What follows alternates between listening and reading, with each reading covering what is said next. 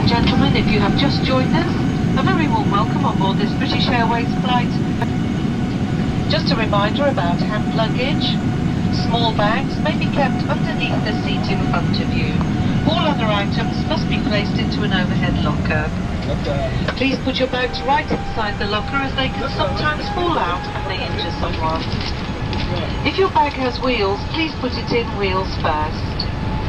We'd appreciate your assistance by closing the overhead lockers once they are completely full.